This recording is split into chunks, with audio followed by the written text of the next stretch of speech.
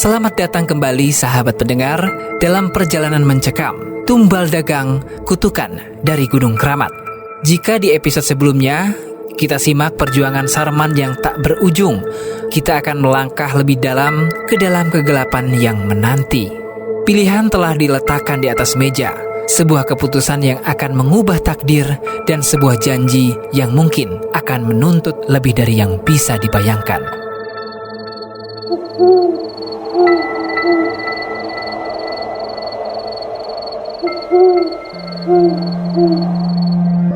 Selepas pertemuan tak terduga dengan Bardi, langkah kaki Sarman terasa semakin berat saat menapaki jalan pulang.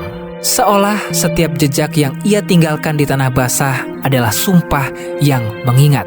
Kata-kata Bardi bergaung di telinganya, seolah-olah Bardi menanamkan benih racun yang perlahan-lahan menyebar ke seluruh jiwanya.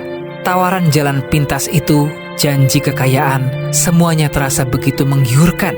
Namun, Sarman tahu jalan itu terlarang, sebuah jurang yang siap menelan siapapun yang berani melangkah. Mendadak, jalan setapak yang biasa ia lalui terasa asing. Pohon-pohon bambu di sisi kiri dan kanan jalan yang biasanya menari-nari ditiup angin, kini tampak seperti barisan raksasa yang mengawasi setiap langkahnya. Langit yang tadinya cerah, kini terselimuti awan kelabu.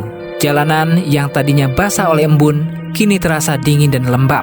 Suara langkahnya sendiri bergaung, seolah-olah langkah itu adalah gema dari bisikan-bisikan Bardi yang terus menghantuinya. Ia merasa seolah-olah ada tangan tak terlihat yang mendorongnya, memaksanya untuk melangkah lebih cepat menuju sebuah takdir yang tidak ia inginkan. Bayangan wajah Wulan dan Jajang kembali melintas. Kali ini bukan wajah yang tersenyum riang, melainkan wajah-wajah yang penuh kesedihan, kelaparan, dan kekecewaan. Sarman merasa seperti ia telah mengecewakan mereka. Ia sudah berusaha sekuat tenaga, membanting tulang dari pagi hingga malam, namun takdir seolah tak mau berpihak. Keputusasaan menggerogoti setiap inci keyakinan yang ia miliki. Ia merasa seolah-olah ia sedang berdiri di persimpangan jalan. Satu jalan adalah jalan lurus yang penuh perjuangan, keringat, dan doa yang tak kunjung dijawab. Jalan yang lain adalah jalan gelap yang penuh misteri, godaan, dan kekayaan yang tak wajar. Pergolakan batin itu begitu kuat, begitu menyesakan. Sarman merasa hatinya terkoyak-koyak, seolah-olah ada dua kekuatan yang saling tarik-menarik dalam jiwanya. Satu sisi adalah cinta dan tanggung jawabnya pada Wulan dan Jajang, desakan untuk memberi mereka kehidupan yang layak. Sisi lain adalah suara nurani yang memberitahunya bahwa jalan yang Bardi tawarkan adalah jalan yang salah. Suara bisikan Bardi tentang jalan pintas terus berputar-putar di kepalanya seperti kaset rusak, mengikis sedikit demi sedikit benteng keimanannya. Setibanya di rumah, Wulan sudah menunggunya di teras.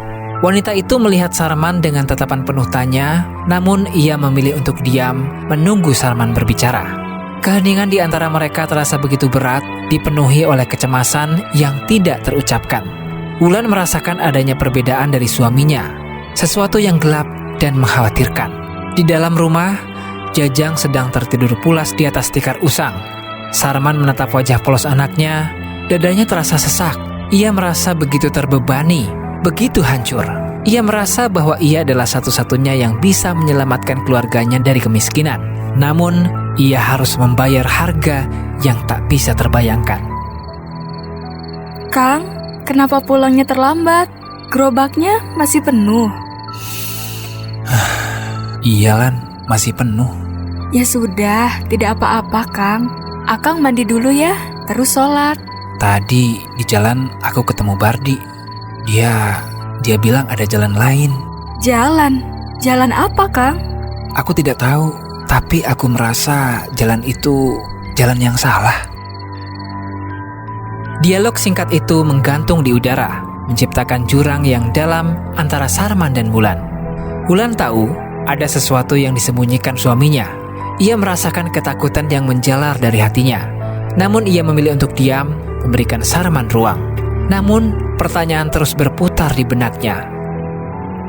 Malam itu, mereka berdua tak bisa tidur. Wulan mencoba mencari jawaban di balik diamnya Sarman. Sementara Sarman sendiri tenggelam dalam pergolakan batin yang hebat. Ia mencoba memejamkan mata, namun bayangan wajah Bardi, tawa sinisnya, dan tawarannya yang gelap terus menghantuinya. Ia merasa seolah-olah ada dua suara yang berperang di dalam kepalanya. Satu suara adalah suara nurani yang mengingatkan akan dosa dan bahaya. Suara yang lain adalah suara bisikan-bisikan halus yang menjanjikan kemewahan, kekuasaan, dan kehidupan yang lebih baik.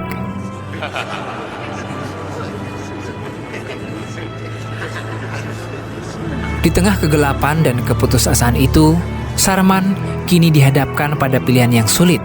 Pilihan yang mungkin akan mengubah takdirnya dan takdir keluarganya. Akankah ia tetap berpegang pada keyakinannya, atau akankah ia menyerah pada godaan? Dan apa sebenarnya yang akan menjadi tumbal dari jalan pintas yang ditawarkan Bardi? Pertanyaan itu menggantung seberat beban yang dipikul Sarman di malam yang mencekam itu. Tengah malam telah tiba. Bulan purnama yang bersinar terang memancarkan cahaya keperakan yang menembus celah-celah genteng usang jatuh di lantai tanah yang dingin. Wulan terbangun. Ia melihat Sarman masih duduk di atas sajadah mematung. Hatinya mencelos. Ia tidak pernah melihat suaminya seperti ini. Dengan langkah pelan, ia menghampiri Sarman dan duduk di sampingnya. Ia menggenggam erat tangan Sarman yang dingin. Kang, kenapa? Kamu kenapa? Cerita sama aku, Kang. Aku tidak tahu harus berbuat apa, Lan. Aku tidak tahu lagi bagaimana cara mencari uang halal yang cukup untuk kalian. Kang, kamu tidak sendiri. Ada aku, ada Jajang. Kita akan hadapi ini bersama. Asal jangan pernah tinggalkan jalan Allah, Kang. Wulan memeluk erat suaminya. Ia tahu suaminya sedang berada di titik terendah dalam hidupnya. Ia merasakan ketakutan Sarman yang menjalar ke dalam dirinya. Namun, ia tidak gentar. Ia akan menjadi benteng bagi suaminya. Benteng dari segala godaan yang datang. Namun, Sarman yang sudah terlanjur gelap mata, bisikan Bardi, bayangan kekayaan, dan janji-janji palsu telah menguasai pikirannya. Dalam pelukan Wulan, ia memejamkan mata. Senyumnya yang sinis, tatapannya yang angkuh, Sarman tahu ia harus mengambil keputusan. Keputusan yang akan mengubah segalanya.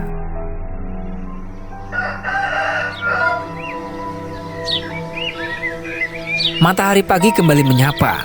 Namun kali ini sinarnya tidak membawa kehangatan. Udara terasa lebih dingin, seolah-olah pagi itu menyimpan firasat buruk.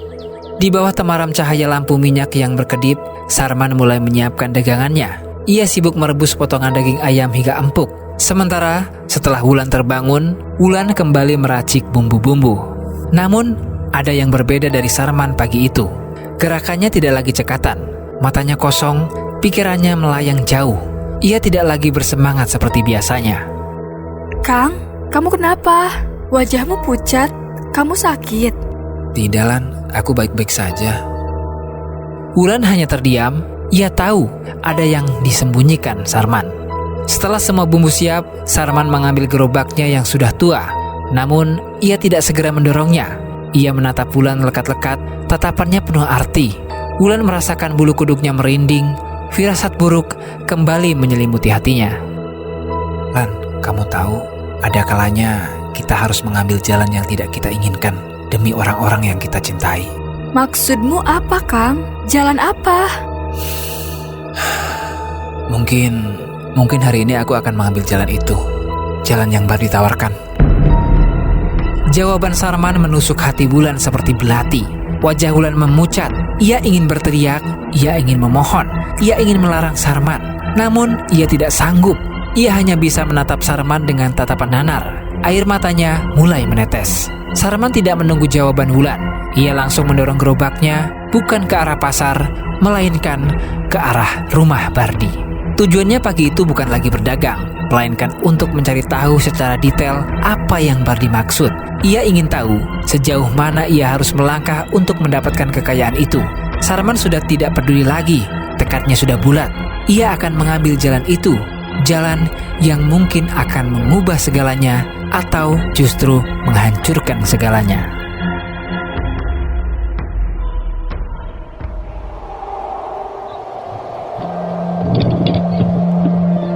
Pagi itu, Sarman melangkah, menapaki jalan setapak yang membelah kegelapan hutan. Setiap langkahnya adalah sebuah janji. Janji yang entah akan membawa kebahagiaan atau petaka abadi.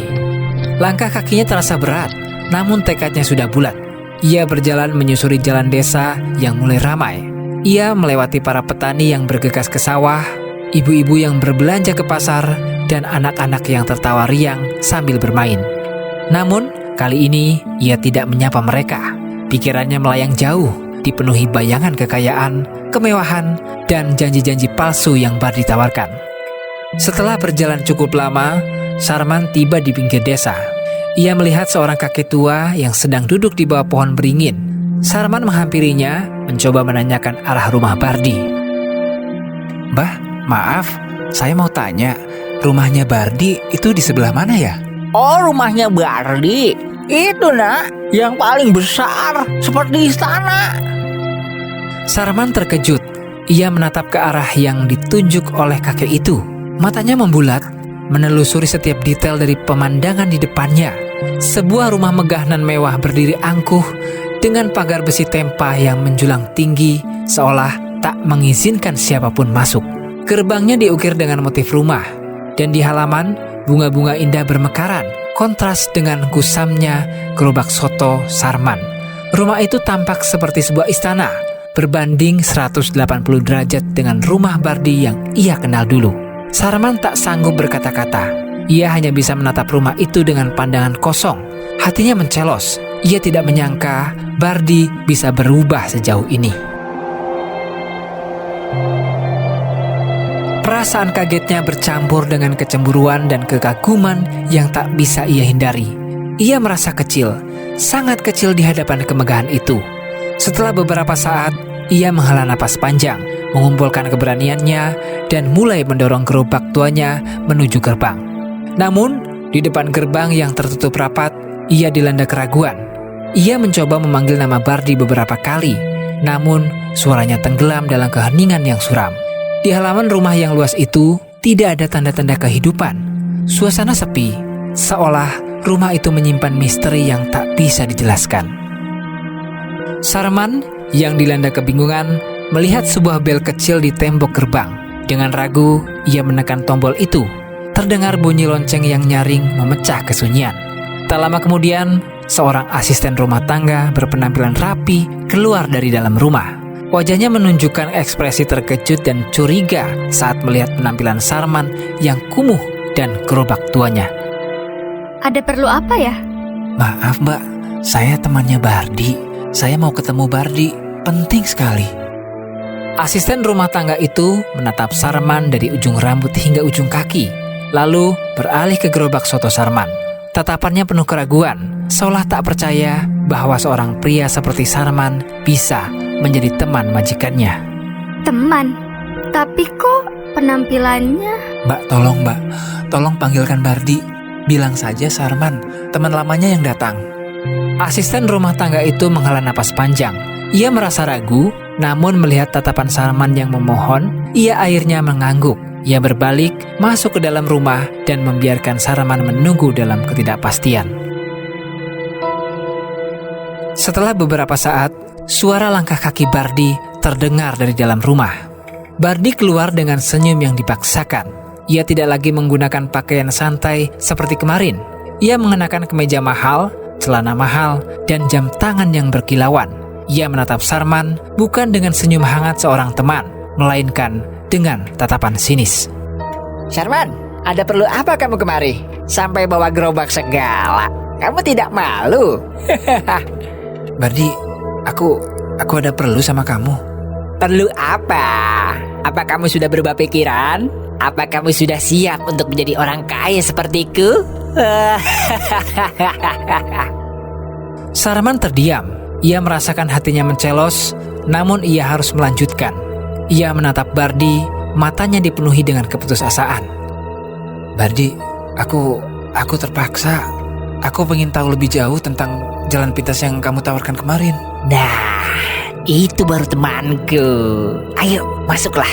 Aku akan ceritakan semuanya. Tapi di sini bukan tempatnya. Bardi tersenyum. Kali ini senyumnya penuh kemenangan. Ia menepuk bahu Sarman, lalu mempersilahkannya masuk. Sarman menelan ludah. Ia menatap Bardi, lalu melihat ke sekeliling rumah megah itu. Pikirannya dipenuhi bisikan-bisikan Bardi, bayangan kekayaan, dan janji-janji palsu. Ia tahu ia sedang melangkah ke dalam jurang yang gelap. Ia tahu ia sedang mempertaruhkan segalanya. Namun, ia tidak bisa mundur. Pintu gerbang rumah Bardi tertutup rapat, seolah-olah mengunci Sarman di dalam takdir yang telah ia pilih. Apakah Sarman benar-benar akan mengambil jalan pintas itu? Dan apa sebenarnya yang akan menjadi tumbal dari kekayaan yang ditawarkan Bardi? Pertanyaan itu menggantung seberat beban yang dipikul Sarman. Simak kelanjutan kisahnya di episode berikutnya. Tumbal Dagang Kutukan dari Gunung Keramat, hanya di Dramatika Kehidupan.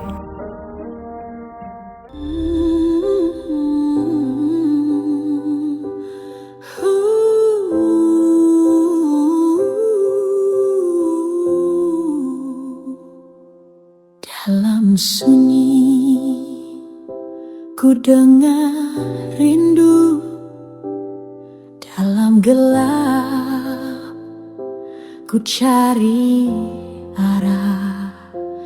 Langkah tertatih, hati pun rapuh, namun mimpi tak pernah menyerah. Hidup bagai alunan senja, kadang redup, kadang berwarna. Air mata jadi saksi jiwa, Tuhan ajarkan makna setia.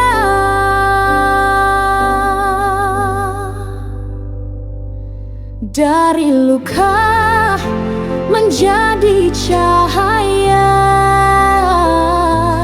dari nestapa tumbuh harapan. Kisah ini kami nyanyikan. Setiap luka ukirkan cerita, setiap tawa sembuhkan nestapa. Di balik badai selalu ada pelangi. Dramatika kehidupan, pelajaran abadi.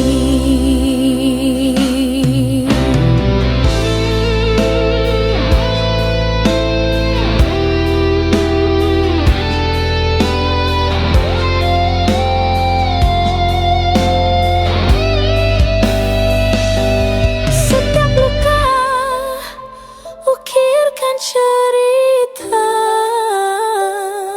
setiap tawa sembuhkan nestapa.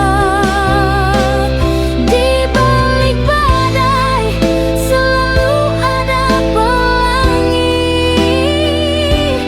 Dramatika kehidupan, pelajaran abadi.